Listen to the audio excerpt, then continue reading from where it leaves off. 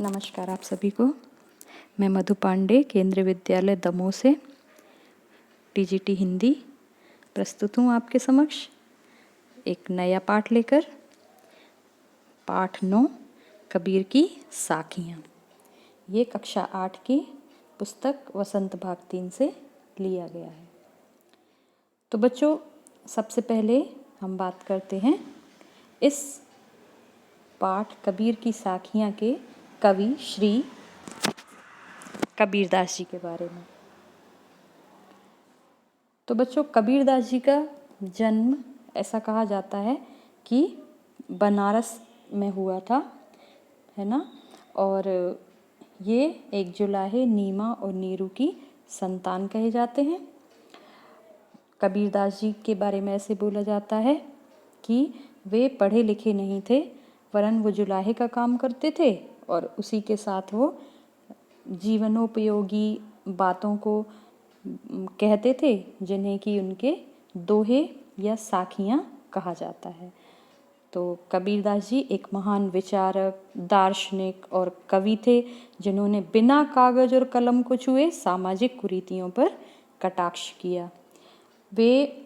उन्होंने अपने स्वयं के बारे में लिखा हुआ है कि मसी कागज छुओ नहीं, कलम गही नहीं हाथ, कि मैंने कभी ना कागज को छुआ है और ना ही कलम को कभी पकड़ा है ना। तो वो हमेशा बोलते थे और जो उनके नीति के दोहे होते थे, उनके जो शिष्य होते थे, वे उन्हें कलमबद्ध किया करते थे, ऐसा माना जाता है। चलिए, तो अब ये जो पाठ है कबीर की साखियाँ, इसमें 5 साखियों का संकलन है और इन साखियों में, इस काव्य रचना में जो साखियाँ संकलित हैं, उनमें प्रत्येक साखी में जीवनोपयोगी संदेश दिया गया है और जिनको अपनाने से मानव जीवन उन्नत बन सकता है, उत्तम बन सकता है ना। तो ये प्रस्तुत पाठ कबीर की साखियाँ भक्तिकालीन काव्य का एक सुंदर नमूना है। इस पाठ की प्रत्येक साखी में मानव को उसके आसपास के उदाहरणों के माध्यम से ही ज्ञानवर्धक बातें बताने का सफल प्रयास किया गया है और इन साखियों में कवि कबीर ने अपने विचारों को स्पष्ट रूप से प्रकट किया है और इनका सार क्रमशः अब हम हर साखी को पढ़ेंगे और उसके अर्थ को समझेंगे। चलिए, तो इनकी पहली साखी है, जाति न पूछो साधु की, पूछ लीजिए ज्ञान, मोल करो तलवार का, पड़ी रहने दो म्यान। ठीक, तो कबीरदास जी कहते हैं कि हमें कि हे मानो, तुम किसी साधु की जाति को कभी मत पूछना। यदि कोई साधु से यहाँ तात्पर्य है ज्ञानी पुरुष, है ना, संत। यदि कोई साधु या संत या ज्ञानी पुरुष आपके समक्ष आता है तो आपको उसकी जाति, धर्म नहीं पूछना चाहिए, वरन आप उससे ज्ञान की बातें पूछिए और अपने ज्ञान को बढ़ाइए। कबीरदास जी कहते हैं कि जाति पाति की बातों में, धर्म की बातों में कुछ नहीं रखा है, इसीलिए जाति की उपेक्षा करके ज्ञान के बारे में पूछना चाहिए। जिस प्रकार कि हम जब तलवार का मोल तोल करते हैं तो हमें तलवार के ऊपर ध्यान देना चाहिए, ना कि तलवार जिस म्यान में रखी जाती है उसके बारे में हम बात करें, क्योंकि काम तो हमारा तलवार से होगा, म्यान से तो हमें कोई काम लेना देना नहीं है ना। तो कवि लोगों से कहता है कि वे साधुओं या गुणी जनों से उनकी जाति न पूछें, उनसे काम तथा ज्ञान की बातें सीखें। जैसे हमें म्यान की मजबूती, सुंदरता आदि से कुछ लेना देना नहीं है, और हमें तो तलवार खरीदते समय तलवार का गुण देखना चाहिए कि वह कितनी मजबूत है और हमें उसी का मोल लगाना चाहिए, उसी का मूल्य लगाना चाहिए। ठीक, तो ये आपको साखी समझ में आ गई होगी, है ना। अब दूसरी साखी देखिए। आवत गारी एक है, उल्टत होई अनेक, कह कबीर नहीं उलटिए, वही एक की एक। इसमें कबीरदास जी कहते हैं कि जब लड़ाई होती है ना, जब लोगों में लड़ाई होती है तो वे आपस में एक दूसरे को अपशब्द कहते हैं। गारी से यहाँ तात्पर्य गाली से है, ठीक। तो कबीर कहते हैं कि जब गाली आती है, मतलब जब कोई एक व्यक्ति गाली देता है तो वह एक ही नहीं होती है, क्योंकि वो जिसको गाली देता है प्रत्युत्तर में वह दूसरा व्यक्ति भी उसे उतनी ही गालियां देता है, और फिर यह एक गाली अनेक गालियां बनकर उस गाली देने वाले की ओर लौटकर आ जाती हैं, है ना। और इन गालियों से ही क्या होता है, विवाद का क्रम आरंभ हो जाता है। तो इससे इसका उचित भाव यही है कि हमें जब कोई एक गाली देता है तो चुप रहना चाहिए, है ना। नहीं तो जब कोई हमें अपशब्द कहता है तो हमें सहन कर लेना चाहिए, क्योंकि हमारे द्वारा भी अपशब्द कहे जाने पर अपशब्द एक से बढ़कर अनेक हो जाते हैं, ठीक। अब तीसरी साखी देखिए। माला तो कर में फिरे, जीभ फिरे मुख माही, मनुआ तो चहु दिसि फिरे, यह तो सुमिरन नाही। यहाँ पर कबीरदास जी कहते हैं कि जिस प्रकार माला मानव के कर मतलब हाथ में, माला ईश्वर का भजन करते समय मनुष्य के हाथ में घुमाई जाती है और जीभ मनुष्य के मुख में घूमती रहती है ईश्वर का नाम लेते हुए, है ना। लेकिन इसी के साथ साथ मनुष्य का मन चारों दिशाओं में घूमता रहता है और वह विभिन्न प्रकार की बातें सोचता रहता है। तो कबीरदास जी कहते हैं कि ये ऐसा करना तो ईश्वर का स्मरण करना बिल्कुल भी नहीं है ना। एक बार और फिर से देखिए कि ये तीसरी साखी में देखिए, इसमें कवि ने मतलब दिखावे की भक्ति करने वालों को, आडंबरपूर्ण भक्ति करने वालों को समझाया है, उन पर इस दिखावे की भक्ति करने पर उनकी करारा प्रहार किया है कि मुख से राम राम करने और हाथ में माला फेरने से ईश्वर की सच्ची भक्ति नहीं होती है, वरन आपको एकाग्रचित होकर जो आपका मन चारों दिशाओं में संसार की बातों में लगा हुआ है उसको भी स्मरण, ईश्वर के स्मरण में लगाना चाहिए, तभी वह सच्ची भक्ति होगी, ठीक। अब चौथी साखी देखिए। चौथी साखी है, कबीर घास ना नींदिए जो पाँव तली होई, उड़ी पड़े जब आँखी में खरी दुहेली होई। तो कबीरदास जी इस चौथी साखी में कहते हैं कि हमें कभी पैरों के नीचे आने वाली घास की निंदा नहीं करनी चाहिए, हमें अपने पैरों के नीचे आने वाली घास को कभी भी रौंदना नहीं चाहिए, क्योंकि इसी घास का एक मामूली सा तिनका यदि उड़कर हमारी आँख में चला जाता है तो वह हमें अत्यंत ही पीड़ा देता है। तो इस चौथी साखी में कबीर ने आम आदमी का और जो दबे कुचले लोग हैं, जो कमज़ोर मनुष्य हैं, गरीब मनुष्य हैं, उनकी महिमा का प्रतिपादन किया है। तो इसका भावार्थ ये है कि कवि कहना चाहते हैं कि जो व्यक्ति हमारे समक्ष कमज़ोर हैं, है ना, और जो हमें ऐसा लगता है कि जिनका महत्व कुछ भी नहीं है, तो हमें उनका कभी अपमान नहीं करना चाहिए, हमें सभी का सदा सम्मान करना चाहिए, क्योंकि यही मनुष्य, यही कमज़ोर और गरीब मनुष्य कभी हो सकता है कि आपके किसी बड़े दुख का कारण बन जाएं। तो इसीलिए हमें सभी को समान रूप से सम्मान देना चाहिए, हमें कभी भी किसी को अपमानित नहीं करना चाहिए, वह भले ही कितना छोटा और तुच्छ व्यक्ति क्यों ना हो। चलिए अब पांचवी साखी देखिए। जग में बैरी कोई नहीं, जो मन शीतल होए, या आपा को डारी दे, दया करे सब कोई। तो इस पांचवी साखी में कबीर मनुष्य के स्वभाव के बारे में बताते हुए कहते हैं कि क्या कहते हैं, ये कहते हैं कि हे मानव, इस विश्व में जिस व्यक्ति का कोई भी शत्रु नहीं होता उसका मन शीतल होता है ना।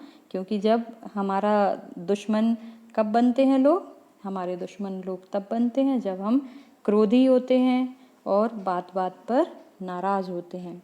तो कबीर कहते हैं कि इस विश्व में जिस व्यक्ति का कोई भी शत्रु नहीं होता उसका मन शीतल होता है। अतः तुम अपना सारा गुस्सा एवं क्रोध त्याग कर, या आपा को डारी दे दया करे सब कोई, इसमें वो कहते हैं कि तुम अपना सारा गुस्सा एवं क्रोध त्याग कर सभी पर दया का भाव रखो, है ना। तो इसमें कवि ने मनुष्य को शांत एवं विनम्र रहने की शिक्षा दी है, क्योंकि ऐसे शांत और विनम्र व्यक्तियों का कभी भी कोई शत्रु नहीं होता है और वे हमेशा प्रसन्न रहते हैं, और क्योंकि उनके शत्रु नहीं होंगे तो वे हमेशा खुश रहेंगे। ठीक है, तो अब ये आपको इतने तो समझ में आ गए होंगे, है ना। तो कबीर की साखियाँ आपको अच्छे से समझ में आ गई होंगी। ये इन सारी साखियों में कबीरदास जी ने अपने वचनों के द्वारा मनुष्य को एक अच्छा जीवन जीने की बहुत सारी शिक्षाएं दी हैं। अब कुछ शब्दार्थ देख लीजिए। तो इसमें ज्ञान मतलब जानकारी, म्यान मतलब तलवार रखने का कोश, है ना। और गारी मतलब गाली, अपशब्द। और कर मतलब हाथ, दहु मतलब 10, दिशि मतलब दिशा, सुमिरन ईश्वर के नाम का जप या स्मरण करना, दुहेली मतलब होता है दुख, दुख में पड़ा हुआ, कष्ट साध्य, बैरी दुश्मन, शत्रु, आपा मतलब होता है अहम, ठीक, घमंड। चलिए अब इसमें हम प्रश्न देखें। तो प्रश्न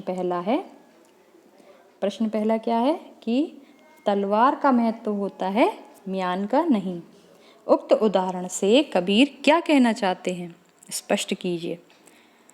तो इसका उत्तर होगा कि तलवार का महत्व होता है, म्यान का नहीं। उक्त उदाहरण के द्वारा कबीर कहना चाहते हैं कि किसी व्यक्ति की पहचान उसके गुणों से होती है, ना कि उसके कुल, धर्म, जाति आदि से। अतः गुण यहाँ मतलब व्यक्ति के गुण यहाँ पर तलवार हैं और शरीर उसका म्यान है। इसीलिए हमें गुणों को महत्व देना चाहिए। हम कह सकते हैं कि हमें वस्तु को महत्व देना चाहिए, ना कि जिस डिब्बे में वह वस्तु रखी है उस डिब्बे को, ठीक। तो तलवार का महत्व होता है, म्यान का नहीं। चलिए अब प्रश्न नंबर 2 देखिए। प्रश्न नंबर 2 है, पाठ की तीसरी साखी जिसकी एक पंक्ति है, मनुआ तो दहु दिसि फिरे यह तो सुमिरन नाहि, के द्वारा कबीर क्या कहना चाहते हैं। तो उत्तर इसका है कि कबीरदास जी इस पंक्ति मनुआ तो दहु दिसि फिरे यह तो सुमिरन नाहि के द्वारा कहना चाहते हैं कि भगवान का स्मरण एकाग्रचित्त होकर करना चाहिए। ऐसा नहीं कि आप पूजन तो भगवान की कर रहे हैं, स्मरण भगवान की कर रहे हैं, लेकिन आपका मन दूसरी बातों में उलझा हुआ है ना। तो कबीरदास जी कहते हैं कि भगवान का स्मरण एकाग्रचित्त होकर करना चाहिए। केवल हाथ में माला फेरना और मन में दूसरों को हानि पहुंचाने की बातें सोचना, यह भगवान के स्मरण करने का ढोंग है ना, ढंग नहीं। तो भगवान की भक्ति नहीं है ये। हमें यदि भगवान की भक्ति करनी है तो हमें सिर्फ भगवान के बारे में ही एकाग्रचित्त होकर सोचना चाहिए। चलिए अब प्रश्न तीसरा है, कबीर घास की निंदा करने से क्यों मना करते हैं, है ना। पढ़े हुए दोहे के आधार पर स्पष्ट कीजिए।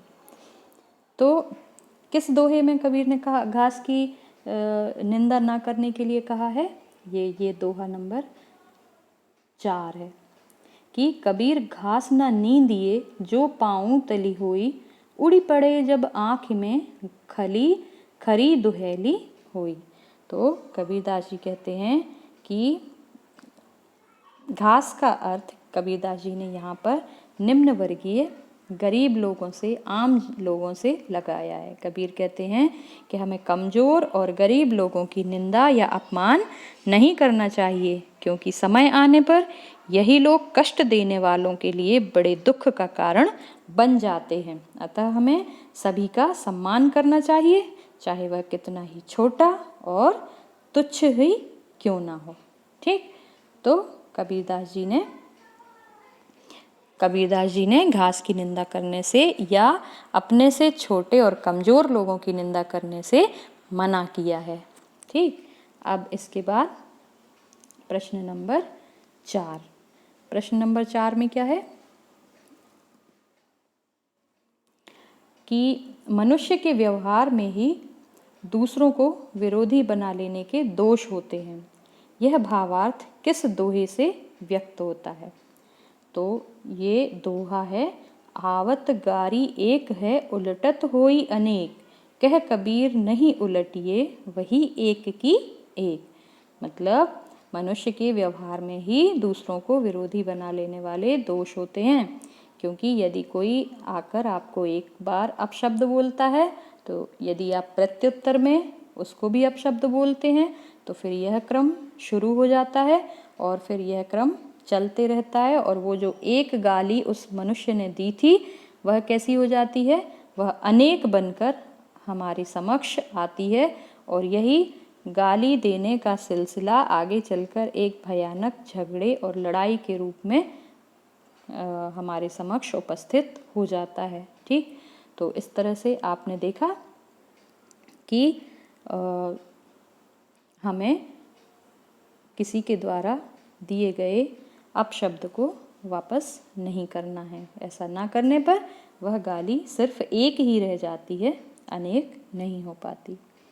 अब देखो पाठ से आगे, इसमें पहला प्रश्न है, या आपा को डारी दे दया करे सब कोई, ऐसी बानी बोलिए मन का आपा खोए। इन दोनों पंक्तियों में आपा को छोड़ देने या खो देने की बात की गई है।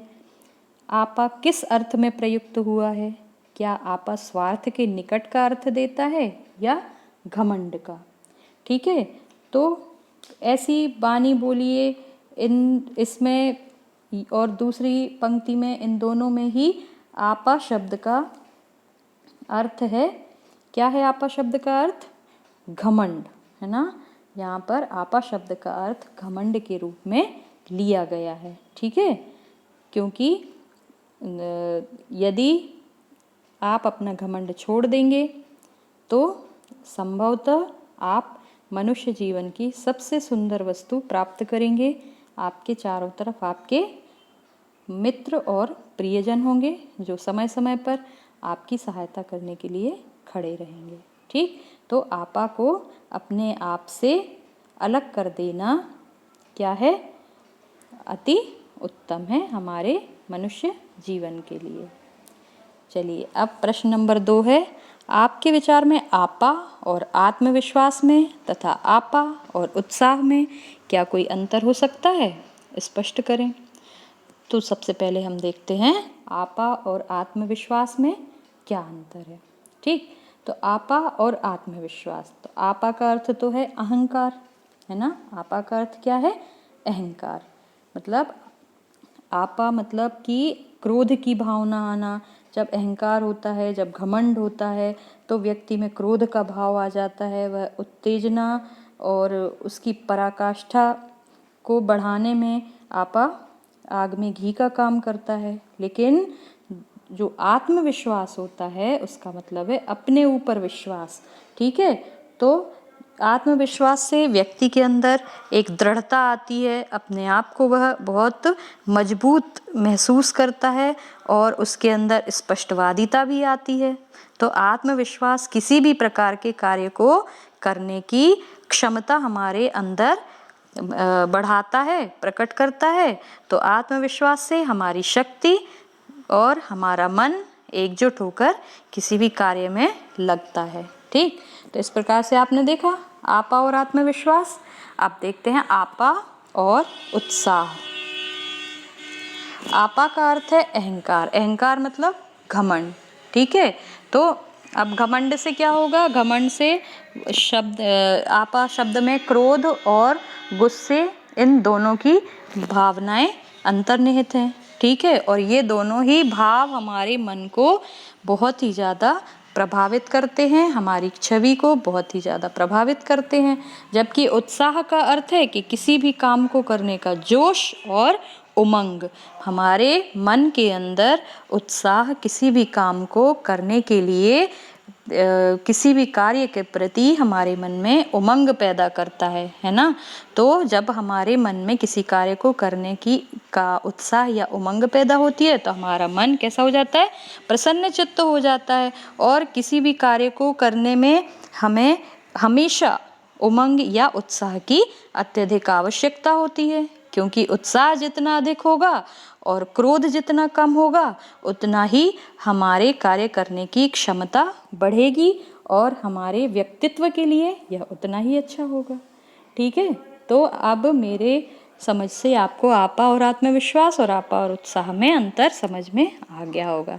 अब प्रश्न तीसरा देखिए, सभी मनुष्य एक ही प्रकार से देखते सुनते हैं पर एक समान विचार नहीं रखते। सभी अपनी अपनी मनोवृत्तियों के अनुसार कार्य करते हैं। पाठ में आई कबीर की किस साखी से उपर्युक्त पंक्तियों के भाव मिलते हैं? एक समान होने के लिए आवश्यक क्या है, लिखिए। तो देखिए, इसके लिए आपके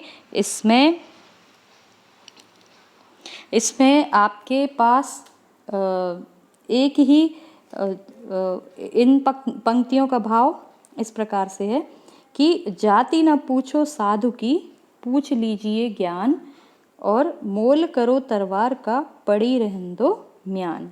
और ऐसे ही एक, आवत गारी एक है, उल्टत होई अनेक, कह कबीर नहीं उलटिए, वही एक की एक।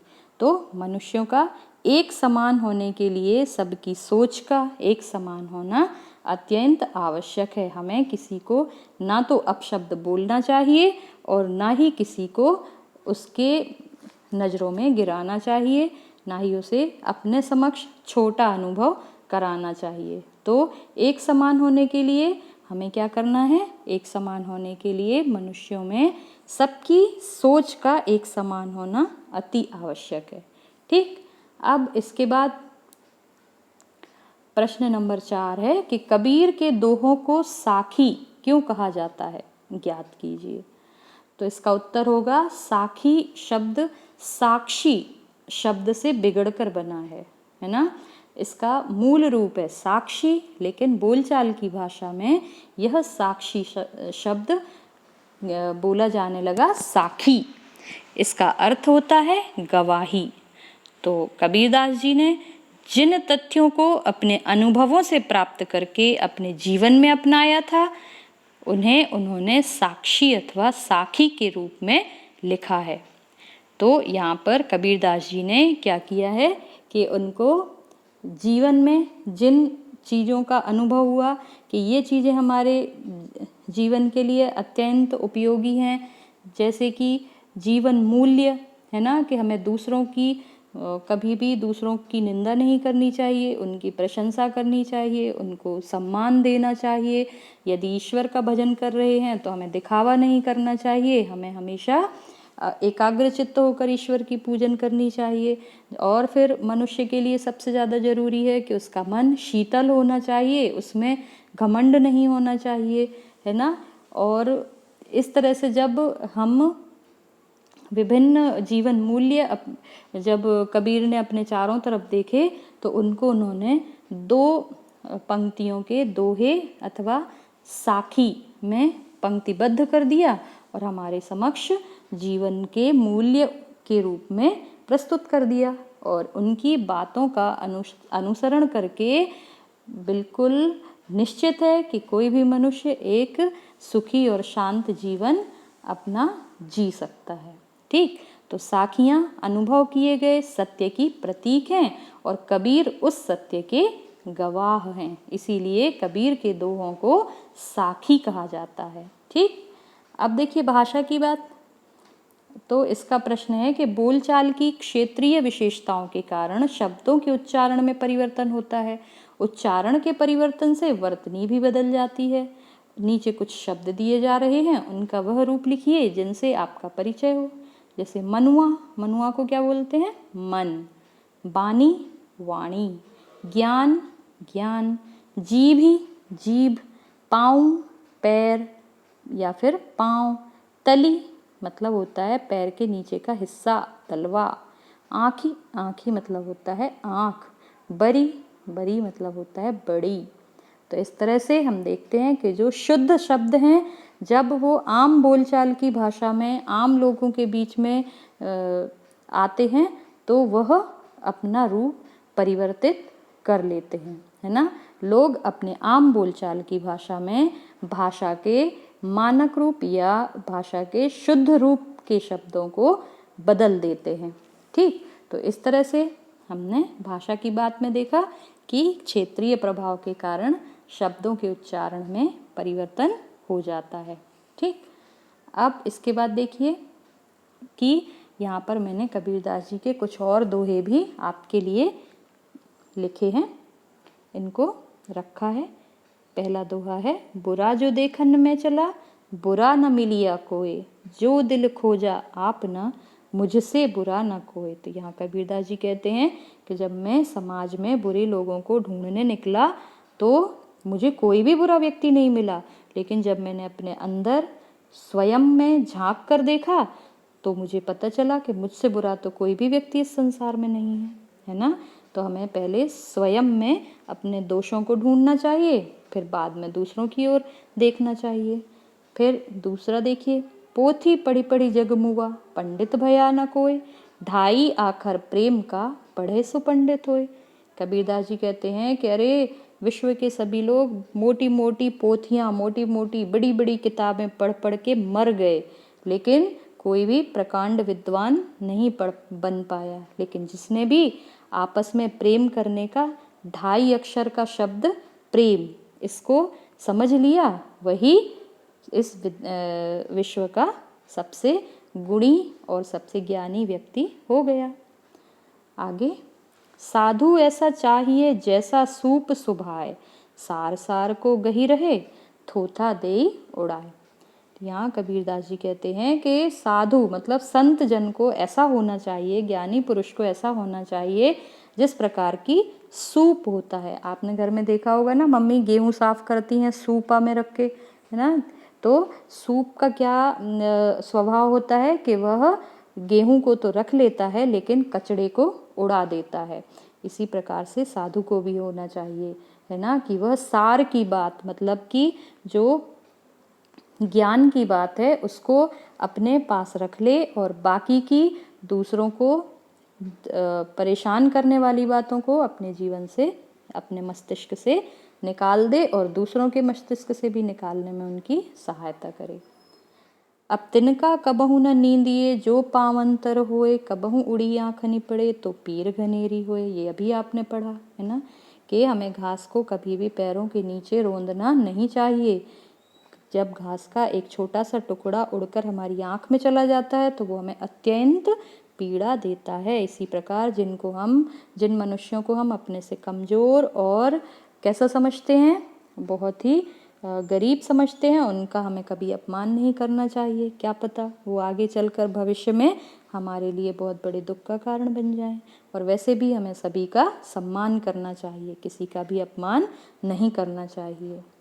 फिर अगला देखिए, धीरे धीरे रे मना धीरे सब कुछ होए, माली सींचे 100 घड़ा ऋतु आए फल होए। कबीरदास जी कहते हैं कि धीरे धीरे ही हमारे ज़िंदगी में सारे कार्य होते हैं जो मनुष्य के ज़िंदगी में कार्य ईश्वर ने निर्धारित करके रखे हैं। मतलब जल्दबाजी करने से कभी भी कुछ हासिल नहीं होता है, अपने समय आने पर ही सारे कार्य पूर्ण होते हैं। जैसे माली कितने 100 घड़े भी एक पेड़ में या अपनी फसल में सींच दे, लेकिन उसमें फल नहीं आएंगे। फल कब आएंगे? जब फल आने की ऋतु होगी, तभी उन पेड़ पौधों में फल आएंगे। माली के ज़्यादा से ज़्यादा सींचने या उसके ज़्यादा से ज़्यादा असहज होने से कोई फर्क नहीं पड़ता है। सब काम ईश्वर के अनुसार निर्धारित समय पर ही होता है। अब अगला देखिए, माला फेरत जुग भया फिरा न मन का फेर, कर का मन का डार दे मन का फेर।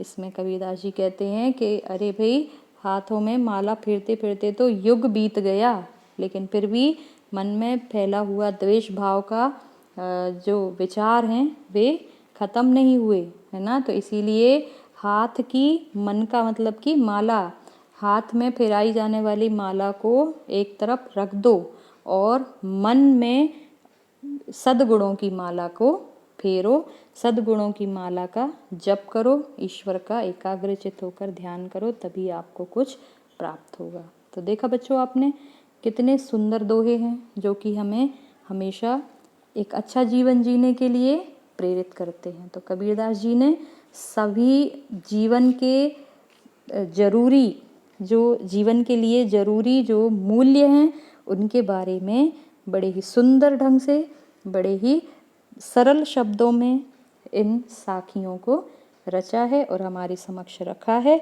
और यदि मनुष्य इनके कबीरदास जी के दिखाए मार्ग पर चलता है तो वह स्वयं ही एक बहुत ही गुणी मनुष्य हो जाता है, एक बहुत ही शांत और सुंदर जीवन का स्वामी हो जाता है। तो हमें कबीरदास जी की दी हुई शिक्षाओं पर आगे बढ़ते जाना है। ठीक, तो इस तरह से आज का पाठ यहीं समाप्त होता है और ये सारे कबीर के जो पद हैं इनको आपको कंठस्थ करना है और इन साखियों के द्वारा दी गई शिक्षा को अपने जीवन में उतारना है। आप सभी का बहुत बहुत धन्यवाद। धन्यवाद।